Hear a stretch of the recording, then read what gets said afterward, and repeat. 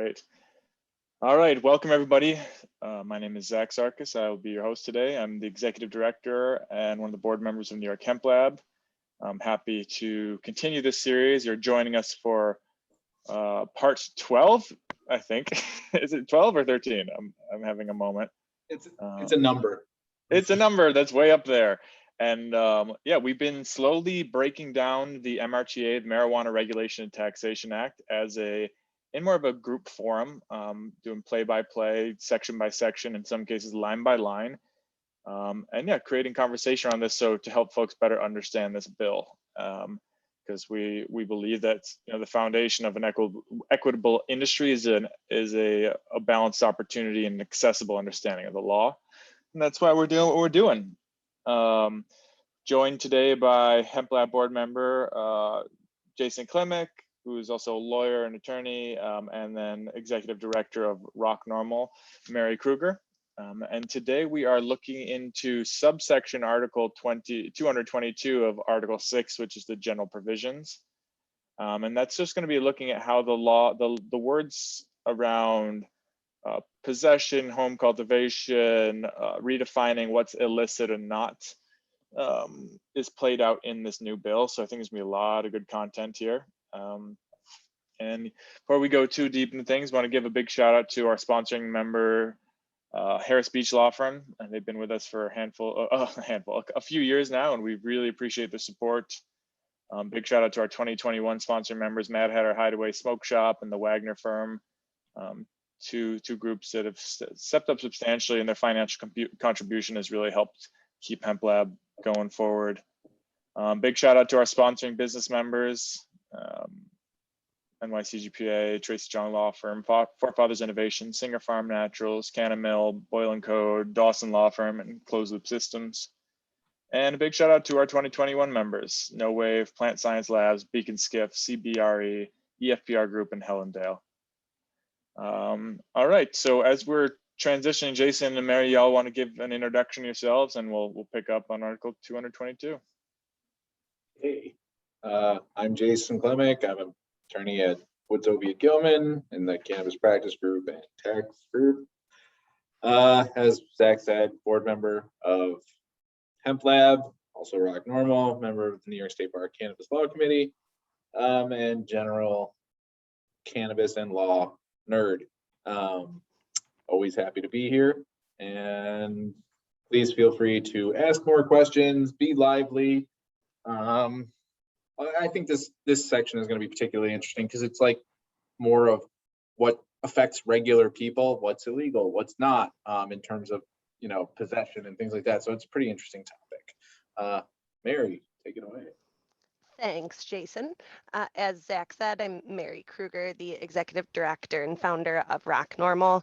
So for those of you who don't know by now, NORML is the Rochester affiliate of the National Organization for the Reform of Marijuana Laws, and we are a cannabis consumer advocacy organization. So thanks again for having us here, Zach.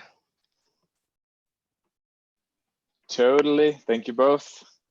And without further ado, we will dive into Article 222. So as we can see, like the outline of this chapter is, how cannabis is defined, what's the personal use of cannabis, restrictions on cannabis use, personal cultivation and home possession, license of cannabis production and distribution, defense, unlawful possession, criminal possession, unlawful sale, criminal sale, etc. So going to be a lot in here, and as Jason said, yeah, ask away. We're here.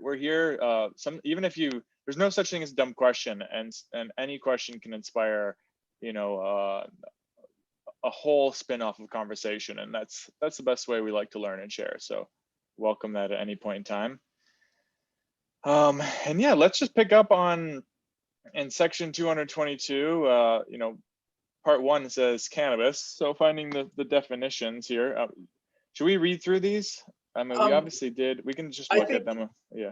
I think some of it's important, depending, one of the things because this is the criminal law, so let's not forget this is what's defining cannabis for criminal context and things like that. But it is important because I just came across this kind of stuff where,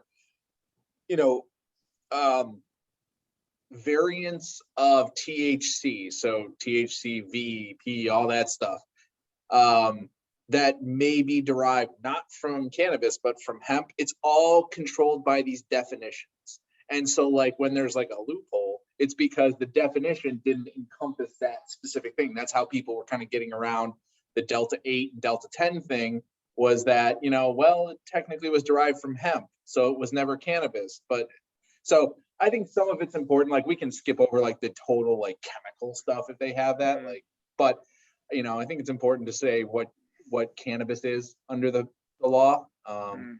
So, I mean, I'm happy to start if you want, or you, whatever. Yeah, for sure. Yeah, I'll follow your lead and we'll Okay. go from there. So cannabis means all parts of the plant of the genus cannabis, whether growing or not, the seeds thereof, the resin extracted from any part of the plant, and every compound, manufacture, salt, derivative, mixture, or preparation of the plant, its seeds or resin. It does not include the mature stalks of the plant, fiber produced from the stalks, oil or cake made from the seeds of the plant, and any other compound, manufacture, salt, derivative, mixture, or preparation of the mature stalks, except the resin extracted therefrom, fiber, oil, or cake, or the sterilized seeds of the plant, which is incapable of germination. It does not include hemp, cannabinoid hemp, or hemp extract as defined in Section 3 of the Cannabis Law, or drug products approved by the FDA. So just to kind of step back again, like that was the whole Delta 8, Delta 10, is because they were deriving that from hemp, and therefore, as long as THC, total THC or Delta 9, depending on if you're doing federal or state compliance, and total THC was just THCA plus Delta 9, that's how they were getting around the whole thing and arguing that Delta 8 was legal. But the fact that New York defined Delta 8 as synthesized because it's an isomer, that's, I think, where New York said, no good. And then the regs came out and absolutely made that clear. But that's kind of just one of the points, is that you have to be very, very careful in how these things are crafted. And I think as we see more of those variants of THC come out, they're going to probably be more expansive, because if not, you just get into this cat and mouse game like they did with the designer drugs back in like the 90s, where you shift one little molecule and suddenly it's legal. So that's my 2 cents. No, and it's interesting because then we go into concentrated cannabis, and I think this is an important outline because, you know, concentrated cannabis means a separated resin, whether crude or purified, obtained from the plant or genus of cannabis, or material, preparation, mixture, compound, or other substances which contain more than 3% by weight of delta. So more than 3. That's important to note. 3% by weight of delta tetrahydrocannabinol, or its isomer delta 8, dibenzoyl pyrin numbering system, or delta 1, THC and its isomer delta 1 monoterpene system. And I just think that it is interesting. One, that 3% is important because in the hemp bill, if you recall, they pushed up the extract number to 3% to allow for the interchanging of the raw extract between distributor or between processors and or brand like businesses. So you have to be licensed in the hemp realm, but your CBD extract could be up to 3% total THC in it. And that's important for, like, again, going business to business, specifically when making your CBD dominant cannabinoid products. It's also interesting to point out that for New York, that's the law. But if you look at the DEA guidance, they say if THC ever goes above 0.3%, it is federally illegal for their purposes. Now, they'd have to prove that, obviously, but just FYI, like if you're doing it within the state, you're probably fine. If you go over the state lines, you're risking the DEA potentially saying, no, you were at one point over 3.3%. Yep. FYI. And yeah, what about seeing the Delta 8 in there? Because it's interesting because Delta 8 is literally concentrated CBD exposed to an acid or an enzyme that then converts into a concentrate that is Delta 8 instead of CBD. And so they're calling Delta 8 here a concentrated cannabis. And so I think that's just important to note that in the language of this bill and moving forward, it's not considered cannabis, it's considered a concentrated cannabis specifically. You know what would be nice is maybe if we had a one time we had a chemist come on or something that could explain all this, because I don't understand, like Delta 8 numbering system, Delta 1 number, like are those, it would be nice to have like somebody who knows chemistry to You know explain who's a great resource for that is Nee from Sativa Remedy. She's able, I think she went to school for pharmacy, Cool. but she's able to explain it all really well. So we should bring her on sometime. Yeah, that'd be Yeah, great. and then why isn't Delta 10 on there? Like, is that in one of those or not? Like, I don't know. So yeah, it would be great to have somebody on here who knows chemistry, because it's not Yeah, me. a great question. All right, so then we go down to see the sell shall mean the sell, exchange, or dispose for compensation. Sell should not be the transfer of cannabis or concentrated cannabis between persons 21 years of age or older without compensation in quantities authorized in this paragraph. So important, that just allowed gifting. So that's pretty much what's saying you can transfer it for no compensation. Now, the question is, did they basically legalize the whole Washington DC system where like you go and buy a t-shirt and get like an eighth for free? I think, there's certainly the argument. So that'll be interesting to see how that, affects the illicit market and things like that.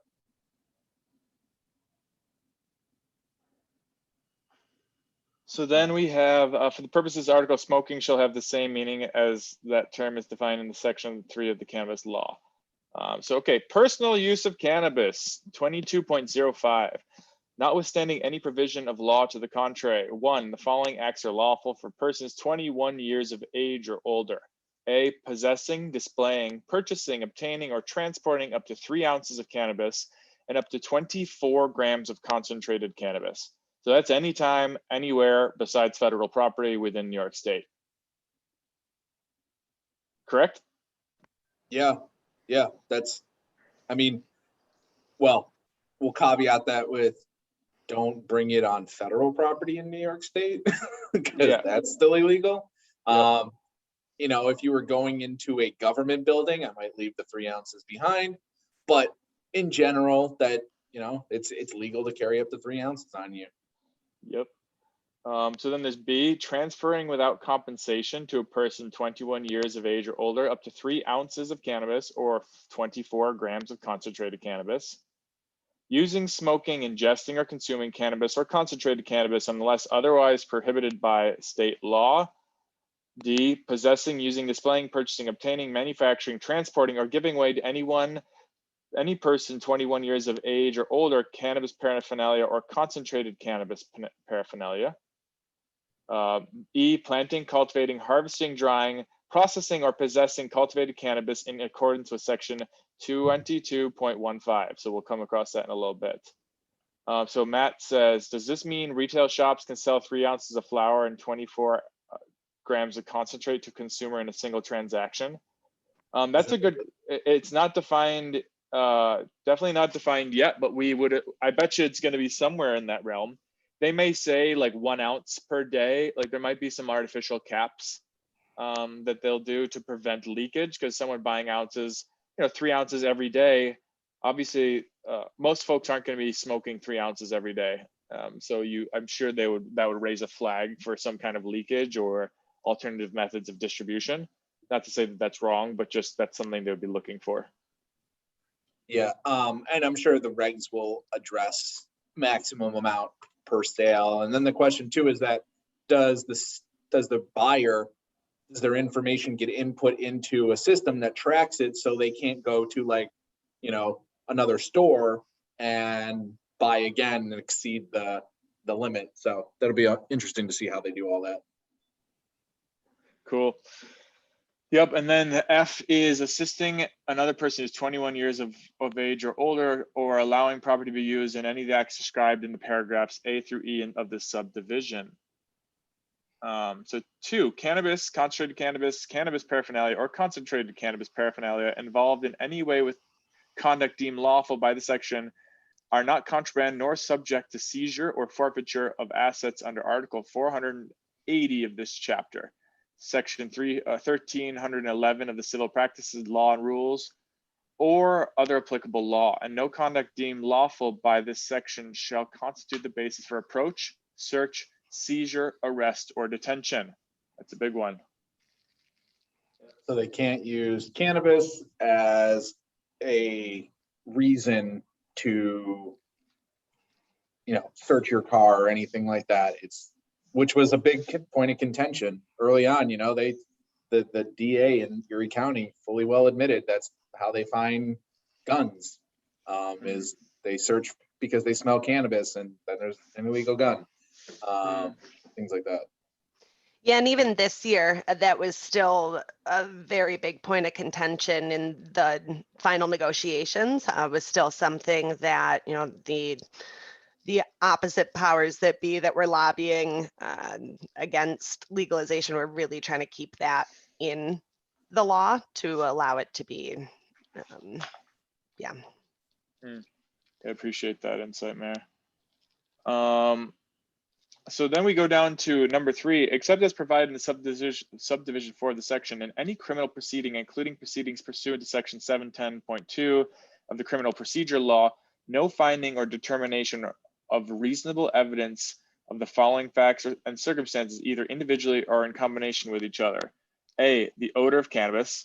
The odor of the odor of burnt cannabis. C, the possession or the suspicion of possession of cannabis or concentrated cannabis in the amounts authorized in this article. D, the possession of multiple containers of cannabis without evidence of concentrated evidence in the amounts authorized by this article. E, the presence of cash or currency in proximity to cannabis or concentrated cannabis. Or F, the planting, cultivating, harvesting, drying, processing or processing cultivated cannabis in accordance with 22.15 of this article, which we'll come across shortly. Then there's paragraph B of subdivision 3 of the section shall not apply when law enforcement officers is investigating whether a person is operating a motor vehicle, vessel, or snowmobile while impaired by drugs or the combined influence of drugs or alcohol, and any drug or alcohol in violation of subdivision 4 or subdivision 4A of section 1192 of the vehicle traffic law, or paragraph E of the subdivision section 49 of the navigation law, or paragraph D of subdivision 1 of section 25.24 of the Parks, Recreation, Historical Preservation law. During such an investigations, the odor of burnt cannabis shall not provide probable cause to search any area of the vehicle that is not readily accessible to the driver and reasonably likely to contain evidence relevant to the driver's condition. So what that means is that they can use the smell of cannabis, particularly burnt cannabis, if they're trying to assess whether or not you're driving while ability impaired. But they can't go around like opening your trunk, because if you're driving, you couldn't access your trunk easily. So that's, it's just a big caveat that it's not completely off limits if you're doing things within the car, especially burning, because that would be at least the presumption that you were currently using while driving. Might not be the case. You could have, well, then we get back to the whole what's ability impaired under cannabis, and there's clearly going to be a lot of case law that comes out of all of this.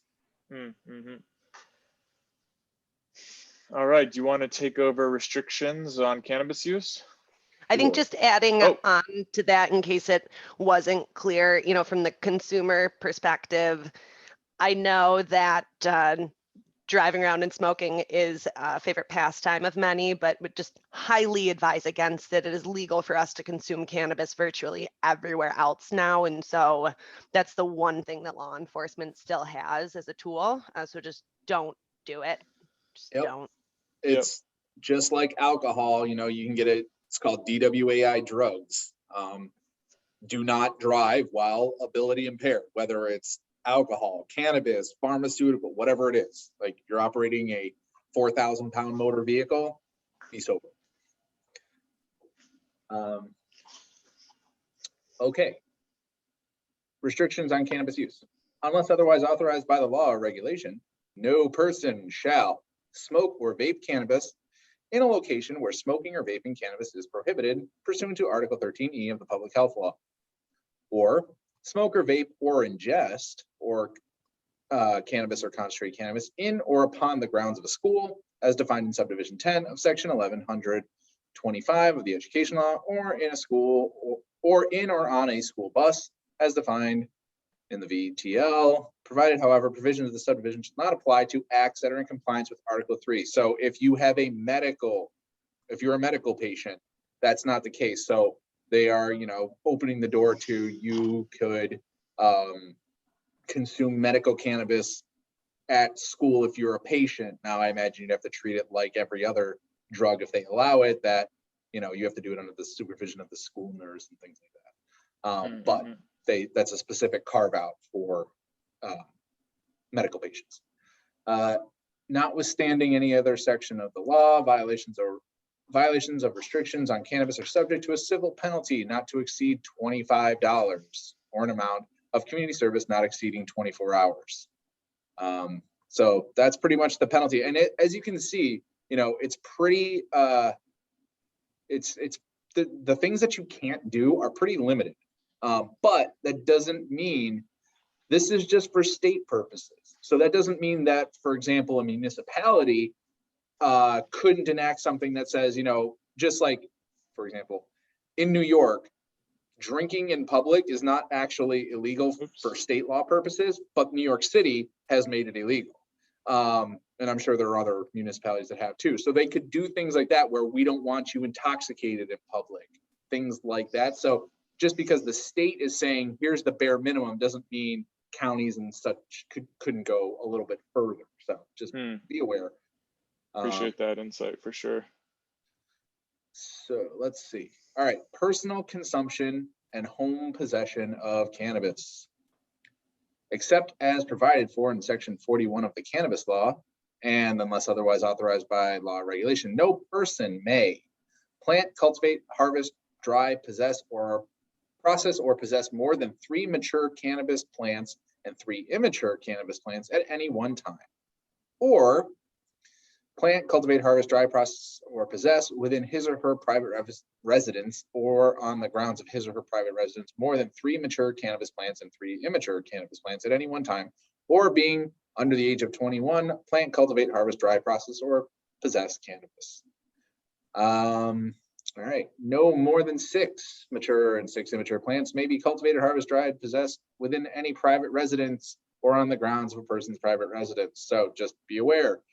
Every person 21 or older can do up to 3 plants, but if you're in a household with more than 2 people 21 or older, you are limited to 6. So it doesn't matter that you have 3 people 21 and older. It's still 6 mature and 6 immature. Yep. The personal cultivation of cannabis shall only be permitted within or on the grounds of a person's private residence.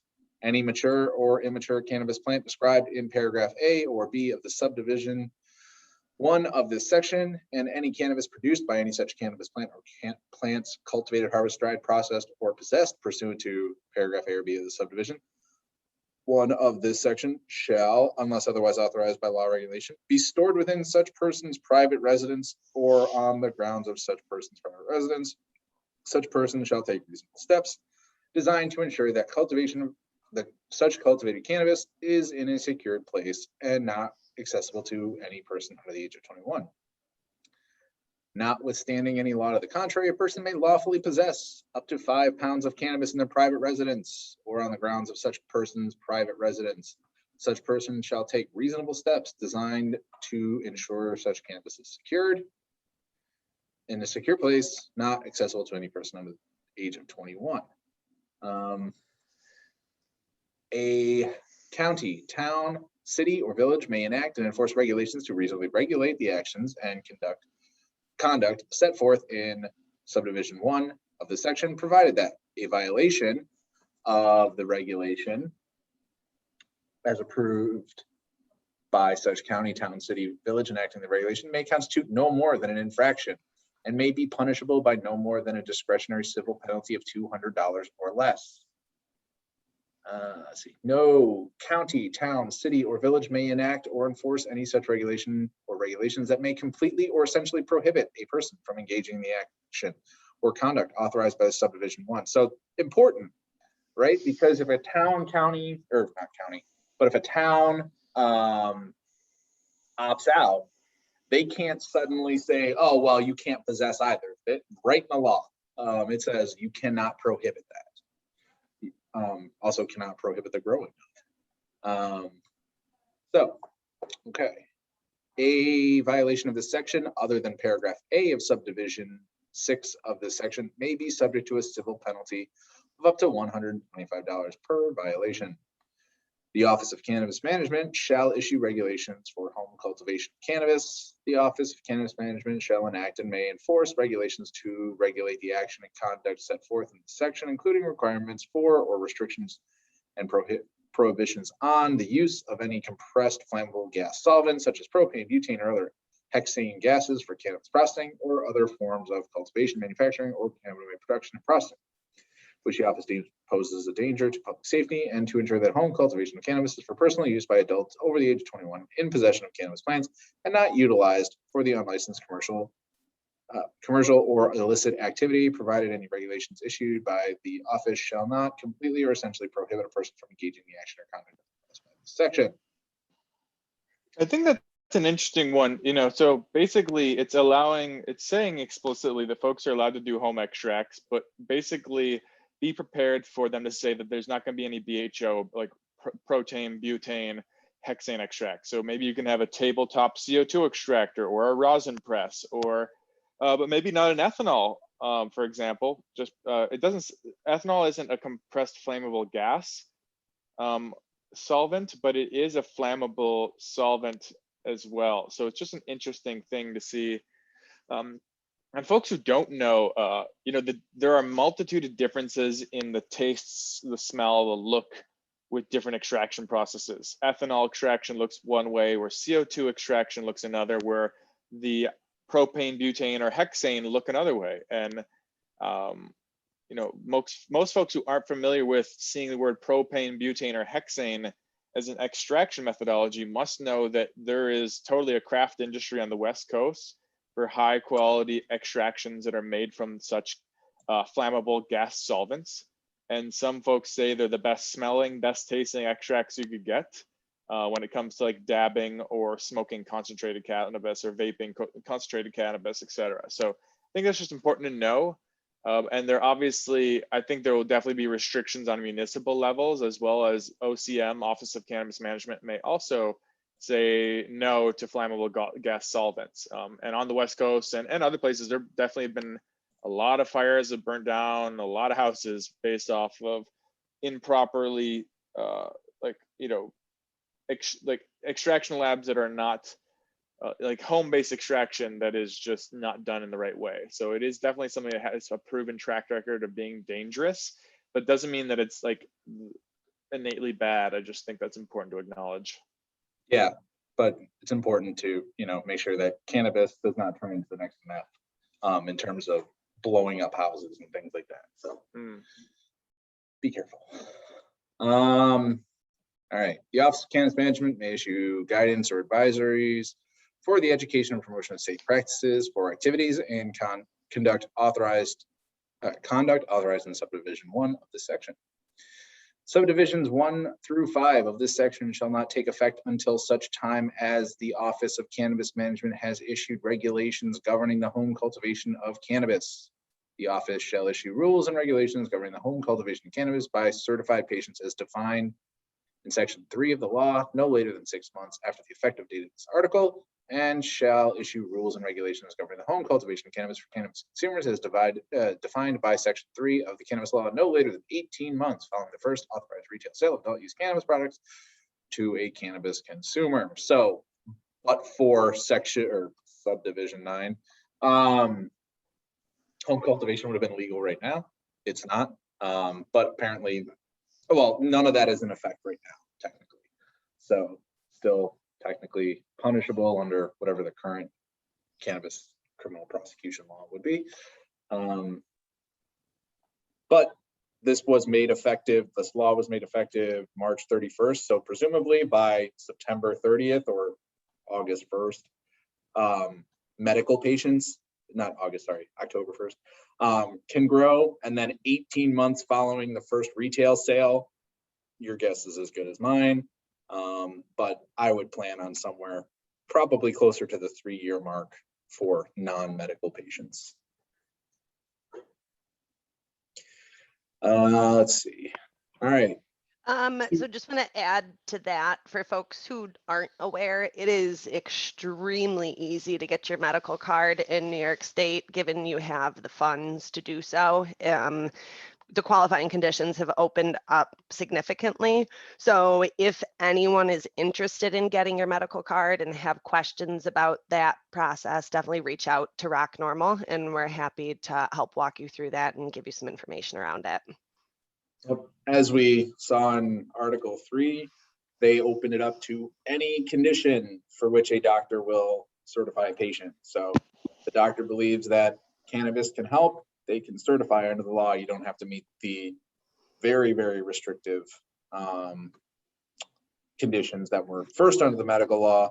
And even when they opened it up a little bit more, it was still very restrictive. Now there's a lot, almost anything could be a qualifying condition as long as the doctor says it is. But it is still true, Jason, correct me if I'm wrong, that the doctor has to be registered with the New York State Medical Marijuana Program in order to be a provider. Is that correct? Or is it opened up to any doctor now? No, I believe they still have to certify, or they have to Okay, be yeah. registered. I believe that's the case. Yeah, so that's usually the issue that we see folks running into, is actually finding a doctor who will recommend medical marijuana to them. So there are telemedicine programs out there. We have several different ones that we can recommend for you to check out and make a decision on which one you want to use. But if you've tried to get your medical card in the past or wanted to, and have just finding the doctor has been what's difficult, again, reaching out to Rock NORML and we can give you some more information on that. Yep. And also you can check the New York State Department of Health's website. Some doctors are on there that are certified, but the doctors have a choice to be listed or not. And I think the vast and overwhelming majority are not listed on there. But that's another potential resource as well for people. But yes, contact, because there's a lot of information that's not necessarily public that can make obtaining a medical card much easier. Section 222.20. Licensing of cannabis production and distribution defense. And in any prosecution for defense involving cannabis under this article or an authorized local law, it is a defense that the defendant was engaged in such activity in compliance with the cannabis law. Unlawful possession of cannabis. A person is guilty of unlawful possession of cannabis when he or she knowingly and unlawfully possesses cannabis and such cannabis weighs more than 3 ounces, or concentrated cannabis and such concentrated cannabis weighs more than 24 grams. Unlawful possession of cannabis is a violation punishable by a fine of not more than $125. So what's 3 ounces? Is that like 90? Whatever 28 times 3 is. It's 92 grams, something There like you that. go, 92 grams. So that's a lot. You know, if you have more than 3 ounces, maybe just go put one at home. Where you can have your 5 pounds. Yeah. Like if you get caught with that amount, that's kind of on you, because there's a lot of ways around it. And honestly, 24 grams of extract is also substantial. It's interesting they put it at 24 because, like, you know, you can buy in other states, you can buy ounces of, like, an ounce of extract, you know, and that's a lot. But like some people who are heavy consumers of concentrated cannabis, you know, that's like their weekly supply. So it's an interesting thing. It's kind of like, it depends on what they allow at retail. But realistically, no matter what, like, it above 24 grams is more than an outing. And that's where that's probably beginning the argument is you don't need that for an afternoon out. It's like, that's how much you'd need if you were trying to divert or something of that nature. Yeah, I mean, I don't know what the like volumetric equivalent of alcohol would be, but I feel like that's probably like a couple of kegs or so, which, you know, maybe you're having a party. Yeah. But suffice to say that, you know, just watch your amounts and then make a couple of trips if necessary. No point in spending $125 when a quick trip home would remedy that. Yeah, and again, unlawful possession. So anything above 3 ounces or 24 grams on your person away from your house is punishable by a fine of not more than $125. And now that's forever. That doesn't say that it compounds in time. It says that like that's just what it is. And it's not like the old law where it was like the first offense was $50 and the second was $100, and it's just seemingly $125 as many times as you do it, and it's a violation, which means it's kind of more akin to like a parking ticket than like a criminal action. So then there's criminal possession of cannabis in the 3rd degree. A person is guilty of criminal possession of the 3rd degree when they knowingly and unlawfully possess cannabis, and such cannabis weighs more than 16 ounces. So that's 1 pound of raw flower, or concentrated cannabis that weighs more than 5 ounces. So that's more than a quarter. That's a quarter pound plus, an ounce of concentrate and then a pound of flour. So that's 3rd degree, which is a Class A misdemeanor. Which is, I mean, I don't know what a Class A specifically is, but a misdemeanor is less than a year in jail. I don't know how many months a Class A is supposed to be designated as, but and is technically it only there's jail on the table. And then is the alternative financial? And like, where is that going to be defined? Yeah, I mean, my guess is that, well, it's all facts and circumstances on how they're going to treat this, because they could look at it as, well, if you're carrying around a pound on you, your intent is to divert, not to just, transport for personal use. And so there may be more implications there. But if it was really just personal use, maybe they just say, you know what, community service, because our whole point in this law is to really just not continually criminalize cannabis. So we'll see. Yeah. Criminal possession of the cannabis in the 2nd degree. A person is guilty of criminal possession in the 2nd degree when they knowingly and unlawfully possess more than 5 pounds of cannabis flower, or just cannabis as defined, or concentrated cannabis that weighs more than 2 pounds. So that's 2nd degree, and that's a Class E felony. So if you're caught out and about with more than 5 pounds or 2 pounds of extract, that's a Class E felony. Yes, and a felony is defined as 1 or more years in prison. So yeah, just FYI, be careful. Don't take your 5 pounds out of your house. Yep. Let's see. And then there's criminal possession in the 1st degree, is when someone knowingly and unlawfully possesses cannabis that is more than 10 pounds or concentrated that weighs more than 4 pounds. And that's a Class D felony.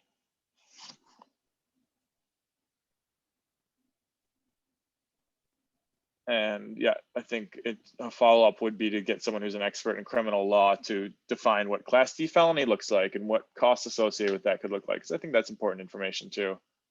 Yeah, absolutely.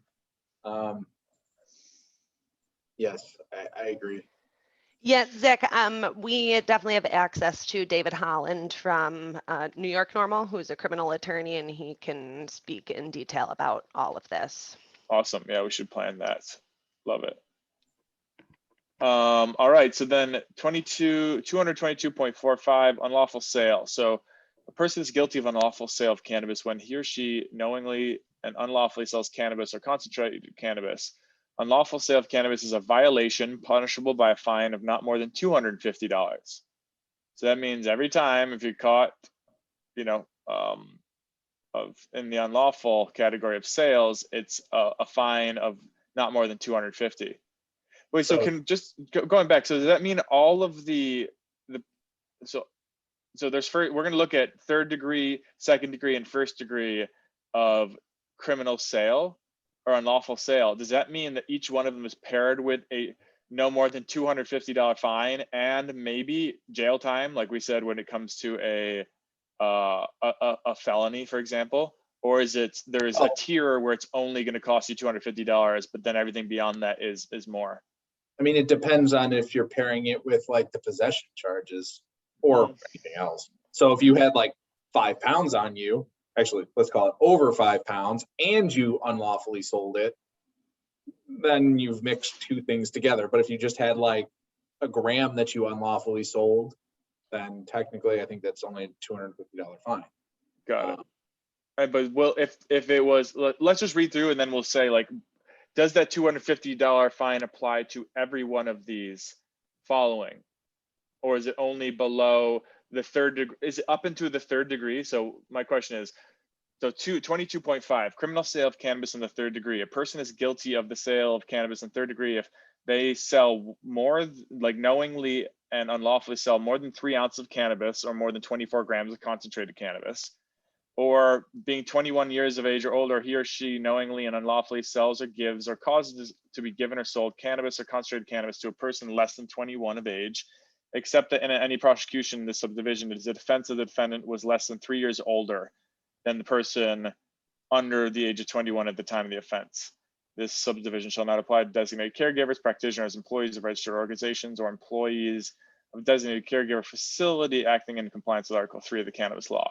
So my question is it up until the third degree that it's only a $250 fine, or is the third degree, which the criminal sale of cannabis to the third degree is a Class A misdemeanor, is that plus $250 or is it a standalone?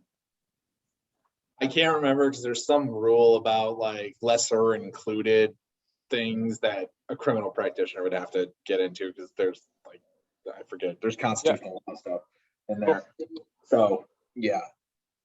So that we can have a public defender on. Maybe yeah, we'll definitely, we'll plan that out. But 222.55, criminal sale of cannabis to the second degree, when someone knowingly and unlawfully sells more than a pound, so 16 ounces of cannabis, or more than 5 ounces of concentrated cannabis, or being 21 years of age, they sell more than 3 ounces of cannabis or 24 grams of concentrated cannabis to a person less than 18 years of age. And so I think that's just an interesting note that selling anything to someone under the age is a Class A misdemeanor, but if it's above 3 ounces, like what you can hold on your person legally, 3 ounces or 24 grams, that's considered a second degree criminal sale, and that would result in a Class E felony. Mm-hmm. Yeah. And then criminal sale of cannabis in the first degree is a person found guilty if they sell more than, knowingly and unlawfully sell more than 5 pounds of cannabis or more than 2 pounds of concentrated cannabis. That's just no matter what across the board, and it doesn't say anything about 21. Criminal sale of cannabis in the first degree is a Class D felony.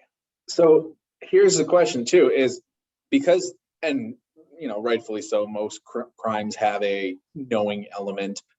If you are doing like what I suggested earlier, and you know, you sell a t-shirt in addition to a free gift of cannabis, and therefore you are not knowingly selling the cannabis, you are believing that you are selling, you know, the t-shirt and gifting the cannabis, can you be, until you get arrested and you're told that you're doing the wrong thing by a judge, can you be found guilty of that? And you know, that's kind of a rhetorical question, because then it becomes like, does the jury believe that you knowingly did this versus didn't know, and things like that. But it's a rhetorical question, because if you really believe that you're selling the t-shirt and gifting the cannabis, didn't you just fail the test for, you know, criminal sale? Yeah, true. Very true. Appreciate that perspective. That leads us to 222.65, aggravated criminal sale of cannabis. A person is guilty of aggravated criminal sale of cannabis when he or she knowingly or not and unlawfully sells cannabis or concentrated cannabis weighing 100 pounds or more. That's a big deal, folks. Yeah. Aggravated criminal sale of cannabis is a Class C felony. All right, then we begin to look at some of the subsections. This is all just, I think, you know, just modifying parts of the law to make it consistent. Yeah. And Zach, I did send through in the chat.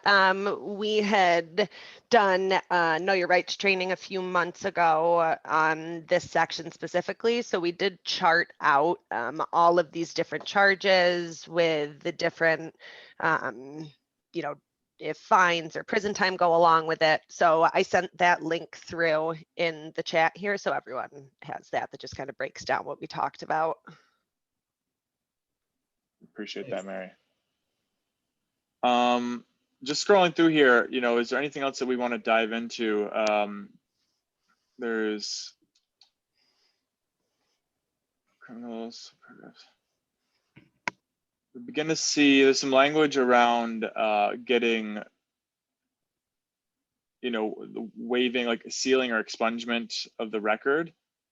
So the conviction, no, the conviction was for an offense. Mary, do you want to just kind of give us a high-level summary of like how the expungement works?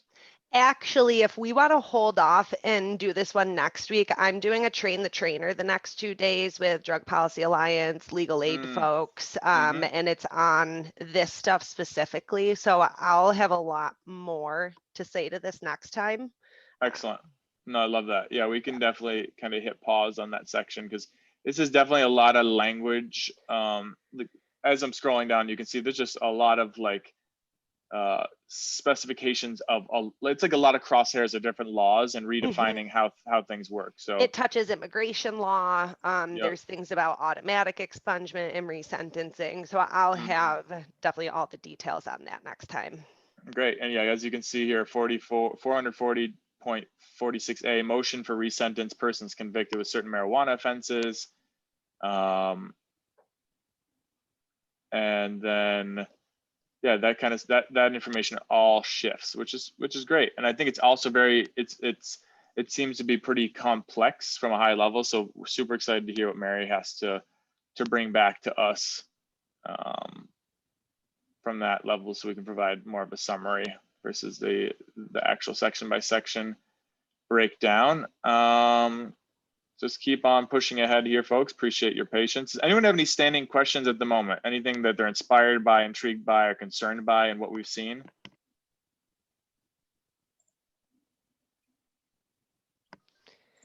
I mean, I just want to add that for folks who aren't aware, this legislation is by far the most progressive, consumer-friendly legislation that has been passed in the nation. The limits of amount of cannabis that we can have, where we can consume cannabis, all the automatic expungement and resentencing, all of these things being in the forefront of folks' thoughts who were drafting this legislation. It's just a very consumer-centric bill, so I'm inspired. It is the framework for hopefully the gold standard of programs in the country, but as we've been saying, it's so much of this is going to be left up to the regulations. But we do have some very solid protections in terms of the law around consumers. Appreciate that, Mary. And yeah, just scrolling ahead, I mean, the next big section, like there's section 37, so section 490 of the tax law, which is excise tax on medical cannabis. That's on page 100. And just in short, that's kind of like the next big thing in this chapter that's pretty darn clear. And that leads basically into Article 20C, the tax on adult use cannabis products. And that's something where Jason is a tax expert, so it may be best in our best interest to kind of provide a high level summary of that again, because it's as complex as what we just kind of scrolled through, with a lot of cross-referencing existing legal framework. So Jason, is that something you think you'd be open to? And now? Oh, no. Just in like a future second. I think, I think next session, Mary, would love to have you lead the conversation on expungement, et cetera. So we can kind of finish off this Article 222, and then we can begin to the next section. Next session could be talking about taxes, and we can have more of a presentation based than reading through splitting hairs of the law there as well.